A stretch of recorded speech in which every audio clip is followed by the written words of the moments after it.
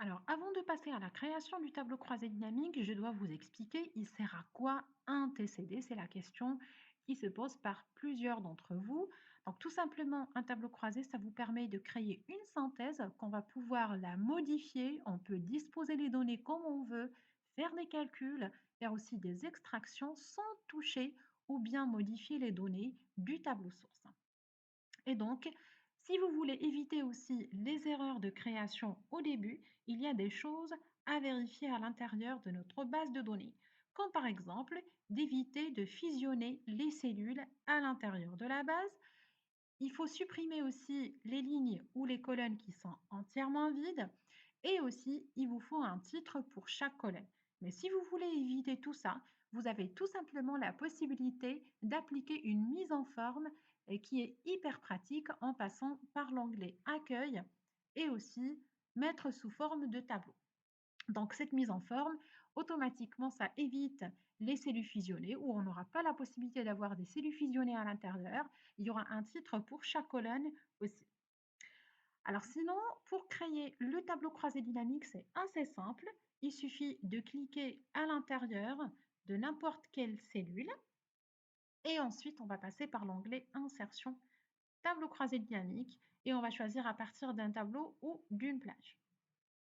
Donc, quand vous remarquez ici, il va sélectionner par défaut toute la base de données. Donc, il n'y a pas besoin de tout sélectionner à la main, on va dire, ou manuellement. Et ensuite, il faut choisir l'emplacement du tableau croisé dynamique. Donc, mon tableau croisé, je dois le créer sur quel endroit exactement?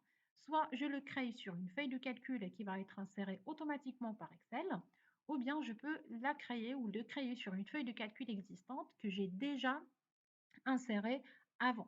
Mais pour le moment, de mon côté, je n'ai pas une deuxième feuille. Je vais prendre nouvelle feuille de calcul et je valide par OK.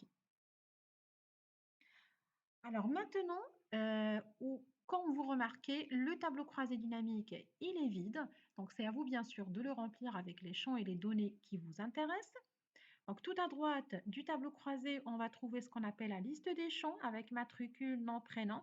Et quand vous remarquez, il reprend les intitulés des colonnes de notre tableau source. Alors, déjà, quand on parle du mot champ dans un tableau croisé dynamique, donc c'est un mot technique, il faut comprendre de quoi il s'agit. Alors, quand on dit un champ, c'est tout simplement où ça représente une colonne entière dans le tableau source. Par contre, à l'intérieur du champ, on va trouver des détails, d'accord? Comme par exemple, on a le champ nom et Jean, supposant. Donc, c'est un élément à l'intérieur du champ. Donc, c'est très important de faire la différence entre le champ et l'élément, parce que par la suite, je vais vous montrer comment on va pouvoir calculer le champ et aussi comment on va calculer l'élément. Par contre, en dessous de la liste des champs, vous avez les quatre zones du tableau croisé dynamique qu'on va utiliser pour remplir ou pour afficher les données. Donc, il y a le champ filtre, colonne, ligne et valeur. Alors, pour tout ce qui est généralement calcul ou analyse, on va tout le temps passer par le champ valeur. Pour tout ce qui est titre, détail, on va utiliser le champ ligne ou bien le champ colonne. Et vous avez le champ filtre qui vous permet de masquer les éléments d'un champ et derrière, on va pouvoir l'utiliser pour filtrer les résultats par critère ou par plusieurs critères. Par contre, par rapport à la modification du tableau croisé, que ce soit les calculs, la mise en forme et voilà, tout ce qui est par rapport à la transformation du tableau croisé, donc on va pouvoir passer par quelques raccourcis en utilisant le clic droit. D'accord? Pour le moment, il n'y a pas assez d'options, c'est tout à fait normal parce que le tableau croisé dynamique, il est vide. Sinon, vous avez la possibilité de passer par les onglets contextuels ou par les menus contextuels. Donc, ce sont les deux derniers onglets, analyse du tableau croisé dynamique et l'onglet création. Donc, ces deux onglets, ils sont liés directement à votre objet qui est le tableau croisé dynamique. Et donc, si par erreur, vous cliquez à l'extérieur, il y a tout qui va disparaître, les deux onglets, y compris la liste des champs. Pour les réapparaître, donc ou les faire réapparaître, on va recliquer à l'intérieur du tableau croisé dynamique.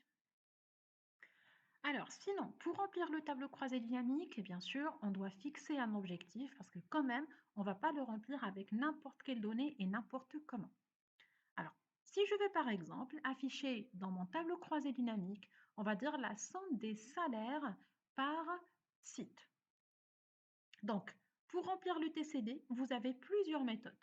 Donc, la première, c'est tout simplement en allant sur la liste des champs que vous avez là et je coche ce qui m'intéresse.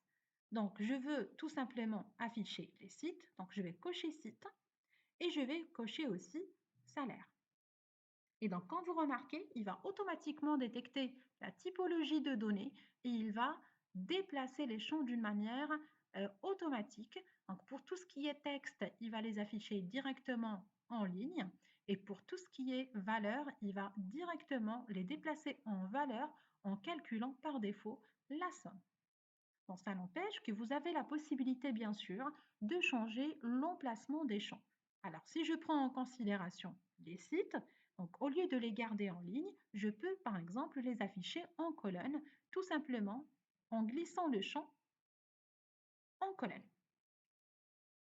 Mais en même temps, on va remarquer que le fait d'afficher le site ou le champ en ligne ou bien en colonne, il change de disposition, mais on garde tout le temps les détails, c'est-à-dire la somme de salaire pour chaque site.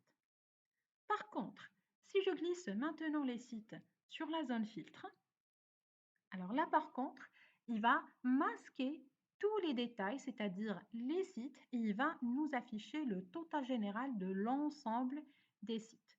Et vous avez bien sûr la possibilité d'utiliser ici le champ filtre pour pouvoir filtrer les résultats par critère. Donc si je veux filtrer uniquement la somme des salaires de Paris, je sélectionne Paris et je valide par OK. Donc comme ça, il m'affiche le nom du site filtré, y compris la somme de salaire du site Paris. Si je veux par exemple filtrer plus, je veux filtrer la somme de Paris et de Strasbourg, donc je reclique à nouveau sur le filtre et là par contre, je vais cocher sélectionner plusieurs éléments et je vais cocher aussi Strasbourg. Je valide par OK. Donc là, il va me renvoyer la somme des deux sites, Paris et Strasbourg, mais le seul inconvénient, c'est que le fait de filtrer plusieurs éléments, il ne va pas m'afficher les détails ici sur la zone filtre. Donc quand on dépasse le filtre d'un seul élément, il ne va pas nous afficher vraiment les détails. Alors, si mon objectif, c'est d'afficher absolument le site avec le salaire, c'est-à-dire tous les détails, donc je reprends le champ site et je peux le reglisser, par exemple, en ligne. Donc, comme ça, il va garder le filtre sur les critères et en même temps, il va nous afficher les détails.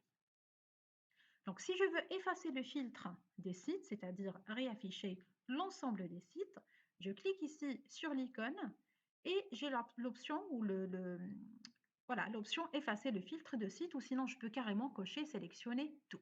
Mais le plus simple, c'est de passer par ce bouton-là. Alors maintenant, si je veux qu'il m'affiche la somme de salaire par site et par qualification, donc je peux utiliser la deuxième méthode pour remplir le tableau croisé dynamique. Donc je vais chercher tout d'abord la qualification et au lieu de cocher, parce que le fait de cocher tous les champs qui contiennent des données sous format texte, il va les afficher par défaut en ligne. Alors de mon côté, je ne veux pas ça, je veux que la qualification s'affiche directement en colonne. Donc au lieu de cocher le champ qualification, je vais tout simplement glisser la qualification en colonne. Si l'affichage ou la disposition ne me convient pas, je peux tout simplement changer. Je reprends la qualification et je peux les glisser avec les sites. Et comme ça, il va nous créer une hiérarchie automatiquement que je peux pouvoir masquer par la suite les détails pour chaque site. Donc pour Lille, j'ai la qualification agent maîtrise cadre supérieur. Si je veux masquer les détails, je clique ici sur le petit moins et automatiquement, ça va masquer les détails. Par contre, pour masquer les détails pour l'ensemble des sites, là par contre, on va cliquer droit et puis on va passer par développer, réduire et je vais réduire le champ entier. Et la même chose, si je veux réafficher les détails, je peux afficher ou développer le champ entier.